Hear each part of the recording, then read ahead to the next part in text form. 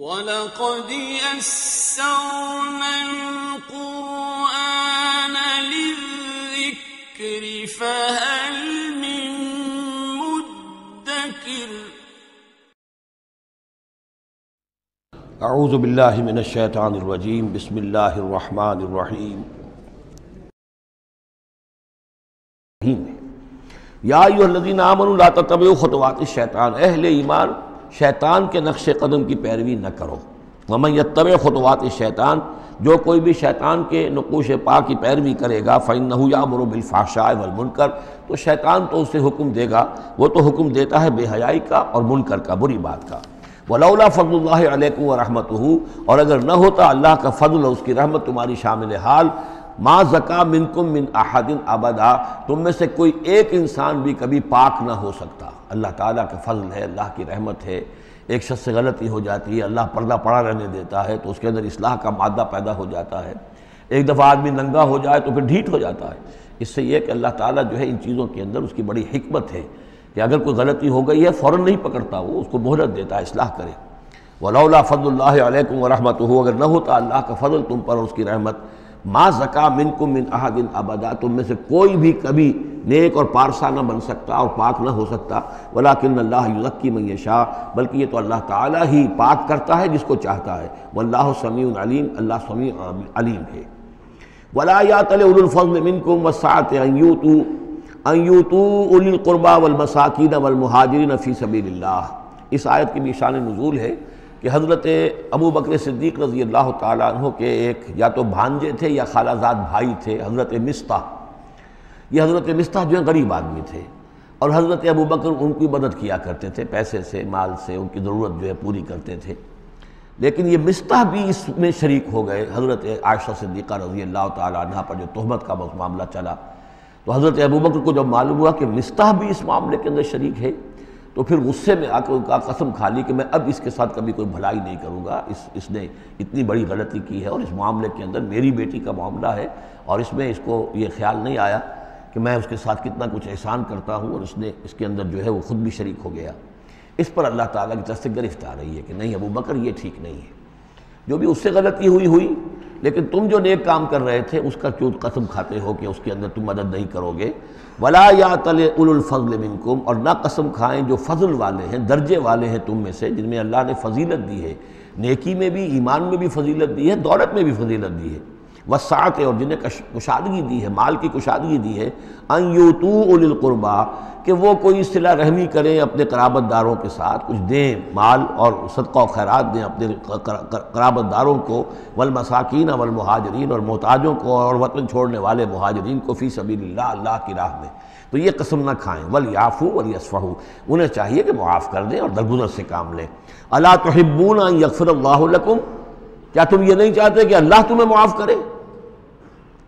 یعنی اے ابو بکر اگر تم یہ چاہتے ہو، تم سے بھی تو کوئی خطا آخر ہو جاتی ہے، اللہ معاف فرماتا ہے، کیا تم نہیں چاہتے کہ اللہ تمہاری خطاؤں سے درگزر کرے؟ الا تحبون ان یغفر اللہ لکم، کیا تم نہیں پسند کرتے اس کو کہ اللہ تمہیں معاف کرے؟ اس پر اس آیت کو سنتے ہی حضرت ابو بکر صدیق کے الفاظ یہ نقل کیے گئے، بلا یا ربنا انا نحب، کیوں نہیں پروردگار، ہم ضرور چاہتے ہیں کہ تو ہمیں معاف فرما دے۔ انہوں نے اپنی قسم کا کفارہ دیا اور اس کے بعد جو بھی وہ کرتے تھے ان کے ساتھ بھلائی اور نیکی، اس سلسلے کو جاری کر دیا۔ واللہ غفور رحیم، اور اللہ تعالیٰ غفور ہے اور رحیم ہے۔ ان الذین یرمون المحصنات الغافلات المؤمنات، یقیناً وہ لوگ کہ جو تہمت لگاتے ہیں ان پاک دامن عورتوں پر کہ جو غافل ہیں، جن کو ان چیزوں کا ہوش بھی نہیں ہے، جن کا گمان بھی ادھر نہیں گیا، المومنات، اہل ایمان میں سے، لعنوا فی الدنیا، ایسی معصوم اور پاک دامن عورتوں پر جو تہمت لگانے والے ہیں ان پر پھٹکار ہے دنیا میں بھی اور آخرت میں بھی، ولہم عذاب عظیم، اور ان کے لیے بہت بڑا عذاب ہے۔ یوم تشہد علیہم السنتہم وایدیہم، جس دن کے ان کے خلاف گواہی دیں گے، تشہد علیہم، علی کو نوٹ کر لیجئے، جس دن کے ان کے خلاف گواہی دیں گے، السنتہم ان کی اپنی زبانیں گواہی دیں گی، وایدیہم ان کے اپنے ہاتھ گواہی دیں گے، وارجلہم اور ان کے پاؤں گواہی دیں گے، بما کانوا یعملون، اب جو کچھ عمل وہ کر رہے تھے۔ یہ ہاتھ ہمارے پاس اللہ کی امانت ہے، میں اس سے غلط کام کر رہا ہوں تو یہ انڈر پروٹیسٹ میرا حکم تو مان رہا ہے، اس لیے کہ اللہ تعالیٰ نے مجھے میرے حوالے سے کیا ہوا ہے، لیکن اس کے اندر پروٹیسٹ ہے، قیامت کے دن یہی میرے خلاف مقدمہ کرے گا، پروردگار تو نے مجھے اس کے حوالے کیا تھا اور یہ مجھ سے میرے ذریعے سے غلط کام کرتا رہا۔ یہ پاؤں جو ہیں ہمارے خلاف گواہی دیں گے کہ پروردگار ہم اس کے تابع تھے،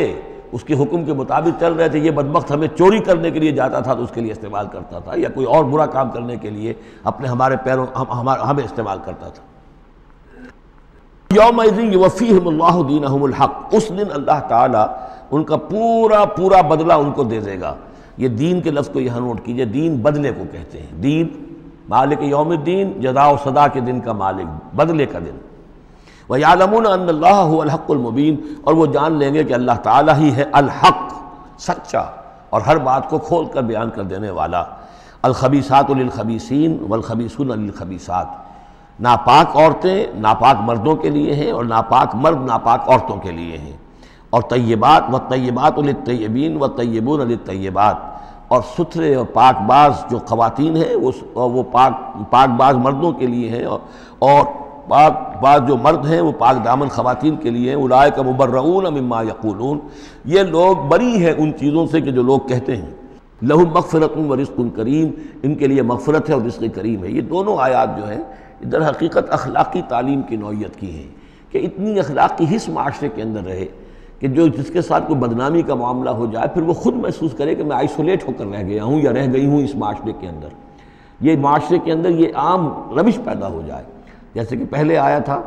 وہ اس کے اندر بھی یہی بات تھی کہ زانی نکاح نہ کرے مگر کسی زانیہ سے یا کسی مشرکہ سے، وہ اس لائق نہیں ہے کہ اس کے نکاح میں کوئی مسلمان خاتون آئے پاک دامن اور عفت والی۔ اس طرح زانیہ جو ہے اس سے کوئی نکاح نہ کرے سوائے مشرک کے، یہ قانونی چیزیں نہیں ہیں، جیسا کہ میں نے عرض کیا یہ اخلاقی، تاکہ ایک نفرت پیدا ہو زنا سے، بدکاری سے۔ اسی طریقے سے معاشرے کے اندر ایک عام فضا، ایک حس ایسی پیدا ہو جائے کہ جس میں جو لوگ بھی ایسی گراوٹوں میں مبتلا ہوں وہ خود اپنی آنکھوں میں ذلیل ہو کر رہ جائیں۔ یا ایھا الذین آمنوا لا تدخلوا بیوتا غیر بیوتکم حتی تستأنسوا، اب اس حوالے سے بہت سے جو احکام آ رہے ہیں، یہ سورہ نور اور سورہ احزاب ان دونوں میں معاشرتی احکامات ہیں۔ معاشرتی احکامات میں خاص طور پر وہ جو ایک آیت آئی ہے سورہ بنی اسرائیل میں، وَلَا تَقْرَبُوا الزِّنَا إِنَّهُ كَانَ فَاحِشَةً وَسَاءَ سَبِيلًا،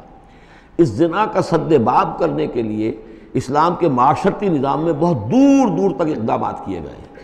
قریب مت جاؤ زنا کے، یعنی زنا کو ایریڈیکیٹ کرنا معاشرے میں یہ ایک بہت بڑا آبجیکٹیو ہے،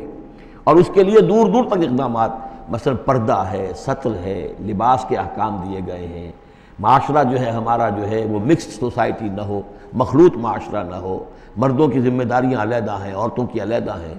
معاشرہ جو ہے سیگریگیٹڈ ہو، مردوں اور عورتوں کے درمیان اختلاط نہ ہو۔ یہ ساری چیزیں کس کے لیے؟ یہ اسی لیے ہے کہ یہ در حقیقت اس قدر شدید کشش ہے مرد اور عورت کے اندر، یہ اللہ نے جو دو جنسیں بنائی ہیں، اور اس میں یقیناً جو سیکس کا معاملہ اتنا پورٹنٹ موٹیو ہے کہ اس کو اگر پوری طریقے سے، جیسے گھوڑا بہت منہ زور ہو تو اسے بہت باندھ کر رکھنا پڑے گا اور بڑا اس کو کنٹرول کرنے کے لیے محنت کی ضرورت ہے، اسی طریقے سے اس سیکس کو ڈسپلن کرنا اور صحیح انداز میں اس کو جو ہے ہارنس کرنا، اور اس کے لیے یہ ہے کہ غلط راستوں سے اس کو بچانا، اس کے لیے بڑے دور دور تک احکام دیے گئے، اور یہ پورا معاشرتی نظام اسلام کا اسی بنیاد پہ اب قائم ہے۔ اب اسی میں سے مثلاً یہ گھر کی پرائیویسی بھی ہے، ایک گھر ہے، گھر میں ایک شوہر ہے، اس کی بیوی ہے، اب آپ فوراً چلے گئے سیدھے گھر کے اندر، نہیں، اے اہل ایمان مت داخل ہوا کرو گھروں میں اپنے گھروں کے سوا، حتیٰ تستانسوا، یہاں تک کہ بول چال کر لو، اجازت لے لو، وتسلموا علی اہلہا، اور اذن لینے کی اس وقت جو ہوتی تھی شکل وہ یہی کہ جا کر دروازے پر کہو السلام علیکم، معلوم ہوا کہ کوئی صاحب ہیں کہ جو آئے ہیں ملنا چاہتے ہیں اور اندر آنا چاہتے ہیں۔ اب اس کے بعد یہ کہ وہ اپنی آئیڈینٹی دیں اور پھر ان کو آنے کی اجازت دی جائے، یہ نہیں کہ بے دھڑک چلے جا رہے ہیں۔ ذالکم خیر لکم لعلکم تذکرون، یہی تمہارے لیے بہتر ہے تاکہ تم نصیحت حاصل کرو۔